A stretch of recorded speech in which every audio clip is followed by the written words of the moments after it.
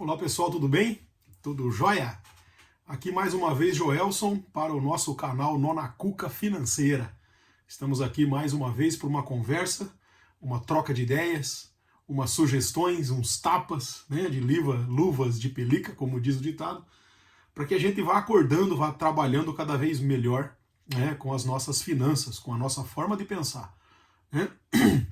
Uma frase que me marcou bastante, que ouvi outro dia, né, é que a pessoa que trouxe você para a situação complicada financeiramente, nos relacionamentos, em casa, sei lá, né, não é a mesma pessoa que vai tirar você da situação, né? Então você precisa melhorar primeiro como pessoa, e mudando você primeiro, todo o restante, consequentemente, é reflexo, vai mudar também, tá bom? Então vamos lá, vamos à nossa conversa de hoje aí, mais uma vez aqui umas apostilas, uns trabalhos que eu tenho feito, bastante coisa que eu tenho estudado aqui, trabalhado, né? E aqui a minha corda do Nona Cuca, né? Mais uma vez aqui junto, nós temos aqui alguns nós para desatar, né? E hoje eu vou comentar novamente, vou falar novamente sobre os pilares, né, que nos levam a melhorar a nossa situação financeira, né? Sair da situação um pouco complicada financeiramente falando, tá?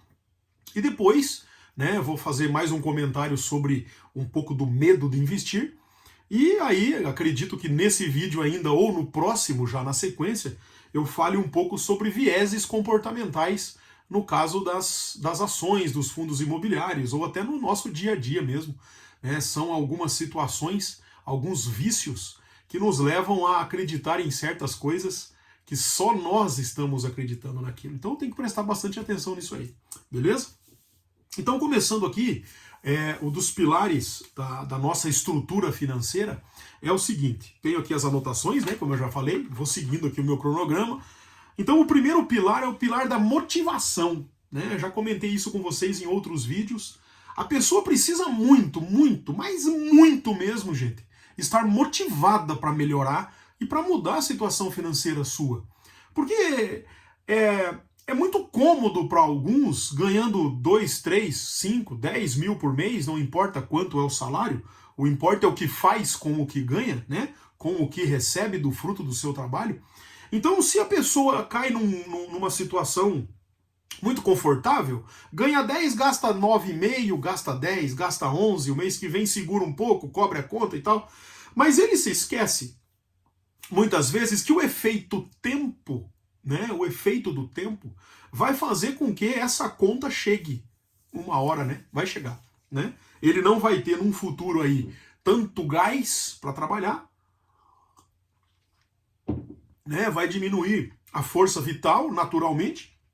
Então essa qualidade de vida que está ali perto dos 5 mil, 10 mil, 20 mil por mês, essa qualidade de vida vai ser obrigada a reduzir. Por quê? Porque a força de trabalho mudou muito. A força de trabalho não é mais a mesma, a energia vital não é mais a mesma, e acaba que isso reflete também no financeiro, tá? Então o primeiro pilar é o pilar da motivação. Você tem que ter muita motivação para organizar a sua vida financeira. E uma das motivações, ela vem do fato de fazer o dinheiro trabalhar para você. Muita gente começa a poupar, né, a reservar o dinheiro, pensando assim, numa viagem, né, que é uma motivação específica, né? Uma viagem com a família é uma excelente ideia de uma motivação, e aí ela trabalha em cima disso. Daqui quanto tempo eu vou viajar, como vai ser a viagem, hotéis e comida e transporte e tal. Então ela organiza tudo isso e trabalha de mês a mês com aquela motivação, com aquele foco, né? Isso é muito importante porque aí a pessoa tem ânimo. Esse ânimo faz com que ela consiga economizar. E aí o fato de fazer umas economias no início, né, 20, 50, 100, 200 reais, não importa o valor, leva a pessoa a acostumar com aquilo. Aquilo é gostoso. Você consegue perceber que o fruto do seu trabalho, na verdade, está na sua mão. Você cumpriu com algumas obrigações de pagamentos, né, e ainda tem reserva para você. Eu ia falar sobrou, mas não é o importante, porque temos que tomar cuidado com essa palavra, sobrar dinheiro. Porque no nosso dia a dia nós usamos a palavra sobra para outras coisas também e acabam confundindo com o dinheiro intuitivamente. Você nem pensa nisso. Mas se sobrou alguma coisa na geladeira, muitas vezes você vai jogar fora. Se sobrou alguma coisa lá fora na calçada, sobrou alguma coisa de material de construção, sobrou uma tinta, você vai acabar colocando no lixo que não é lixo, você vai se desfazer facilmente daquilo que é sobra. Então a palavra sobra, muitas vezes, na parte financeira, não é bom você usar. É bom você usar o reservar. Tá? Então eu vou reservar um dinheiro para tal objetivo. Esse mês eu fiz o pagamento de todas as contas, já fiz todas as adequações necessárias para o mês, e ainda tenho reserva, e ainda tenho um dinheiro, então eu vou aplicar isso em outra área. Né? Isso você também tem que tomar bastante cuidado. O pilar número 2 é o pilar do método, é o pilar da estratégia, é o pilar de anotar antes de gastar, e aí cumprir com aquilo que você anotou. Só que para algumas pessoas, como eu também já comentei, o anotar as coisas, fazer tabela, fazer gráficos e Excel e tal, não é a praia da pessoa. Ela não gosta daquilo, ela não nasceu para aquilo. Outras pessoas que não gostam disso aí, faz um desenho, faz um pote, desenho de envelope, ou simplesmente anota mesmo, pega uma folha sulfite e faz anotações. Tem um vídeo meu aí anterior que eu peguei uma folha sulfite aqui na hora, rabisquei de caneta, fiz uma tabela semanal. Né? Essa tabela semanal se torna uma tabela mensal e assim sucessivamente você dá início à sua organização. Né?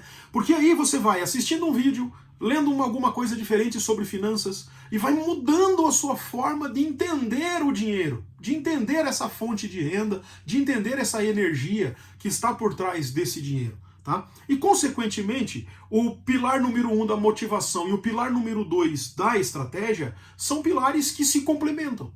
Tá? Então isso é muito importante que você tenha. Uma outra observação é desligar o piloto automático. Muitas vezes você vem numa ideia de recebo 50, gasto 50, e isso está tão incutido já há muitos anos, muitos e muitos anos, que é difícil quebrar esse piloto automático. Tá? Então uma forma de quebrar esse piloto automático é tendo as anotações. E não tem as anotações só mentais, só na cabeça. Não, coloque realmente no papel. Tá? Isso é muito importante, porque assim você vai visualizar melhor, vai ter mais compromisso com aquilo que você está marcando ali no papel. Beleza? Um terceiro pilar que eu acho muito importante aqui nas finanças é o pilar da habilidade. Né? Como disse Joel J. num dos livros dele, o sucesso é treinável. Então você começa a treinar. Pilar número 1, motivação. Pilar número 2, os métodos, as estratégias para alcançar aquilo ali, né? Todas as anotações. O pilar número 3, habilidade. Você começa a treinar isso. Então você vai gerando mais conhecimento, gerando a sua maneira de administrar o seu dinheiro, as suas finanças, o fruto do seu trabalho. Né?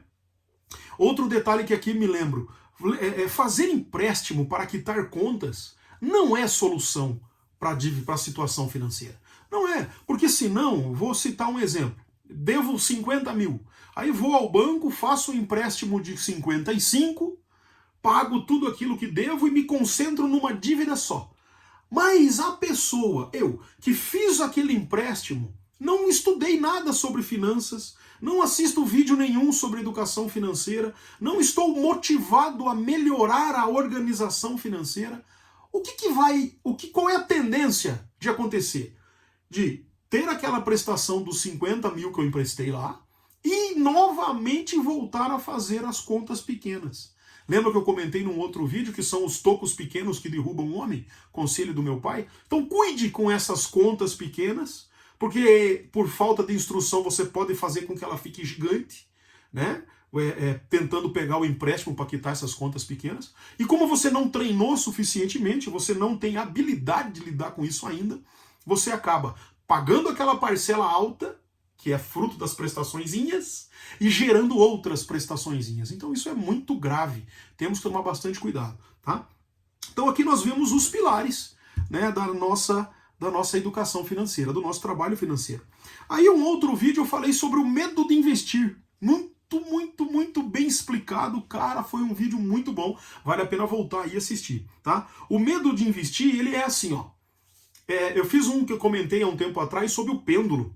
né, que era do 8 ou 80. Existem pessoas que ou estão em 8, totalmente abaixo, ou 80, totalmente em alta. E nós temos que procurar o equilíbrio, que fizemos um cálculo aqui, eu lembro, e deu 44 a conta, né? Por isso o equilíbrio 44. Então nós não devemos viver nem no 8 e nem no 80. No caso dos investimentos, para quem já tem um pouco mais de organização nas suas contas, nas suas situações, e já está reservando um dinheiro, já tem uma reservinha de emergência, e já está pensando numa ação, já está pensando num fundo imobiliário, já está pensando num tesouro direto, já está pensando em algumas outras possibilidades de investimento, LCI, LCA e tal. E esta pessoa começa a vir alguns medos, porque ela conversa com pessoas que, como eu também já comentei, são excelentes técnicos de futebol de poltrona. Sabe de tudo, fala de tudo, tem um monte de informações.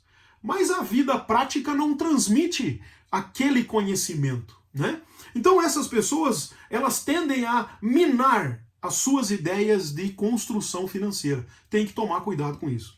Então, vivendo no 8 ou vivendo no 80, na parte financeira é a concentração das finanças num lugar só, né? Só uma aplicação, só uma fonte de renda, só uma empresa, só um tipo de fundo imobiliário, só um tipo de ação. Isso não é bom. O 80, a outra ponta da reta, é o pulverização. É você ter a sua renda, né, os seus valores aplicados em mais de 20 empresas, 10 ou 20 setores da Bolsa de Valores, e você aplica aquilo, esparrama um monte.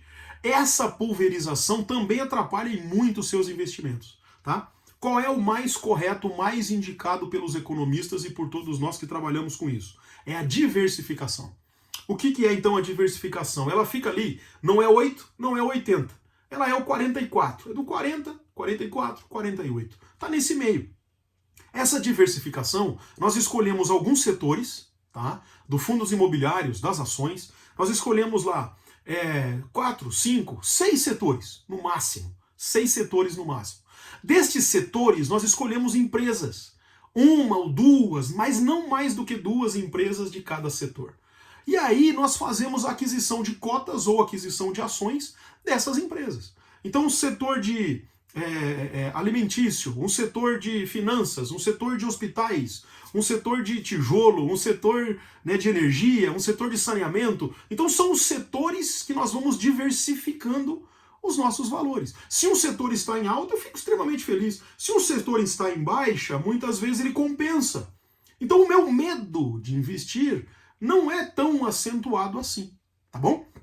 Então aqui, eu acabei de comentar com vocês, vai ficar um vídeo mais curto, porque eu pretendo entrar num outro já na sequência, tá? Falando sobre os vieses comportamentais. Então veja, eu tenho que pensar, início do vídeo, sobre os pilares que vão me ajudar a melhorar minha situação financeira, o pilar da motivação, o pilar do método, da estratégia, né? E o pilar da habilidade. Então eu vou criando uma motivação comigo mesmo, eu vou estudando métodos e estratégias, que é o como fazer, e com essa criação e esse trabalho, eu desenvolvo em mim uma habilidade de cuidar daquilo que é meu, de cuidar das minhas finanças. Cuidando das minhas finanças, eu já penso no investimento. E pensando no investimento, o que pode trazer um pouco mais de dificuldade? O medo de investir. Claro que é natural ter medo. E para controlar esse medo de investir, eu tenho que pensar ou concentrar tudo num lugar só, risco alto, esparramar demais os investimentos, risco alto, porque aí eu não aproveito as boas oportunidades do mercado, ou diversificação do meu investimento. Escolho 4, 5 setores, 6 setores, 1, 2 empresas por setor e faço as minhas aplicações. Tá? Então isso é um apanhado geral da forma como nós devemos cuidar das nossas finanças, acertando os nossos débitos e já pensando no investimento, para decolar isso e alguns anos você ter uma renda trabalhando, né, por você, um dinheiro trabalhando para você, tá bom? E, gente, então ficamos por aqui, mais uma vez aqui, foi um vídeo excelente. E pretendo fazer outro agora sobre os vieses comportamentais, que são exatamente aqueles pontos onde nós temos que olhar e não nos deixar levar por opiniões e situações e comportamentos que acabam boicotando a nossa forma correta de comprar uma ação, a forma correta de melhorar a nossa vida financeira. Belezinha? Um abraço, até mais. A gente volta a conversar daqui a pouco.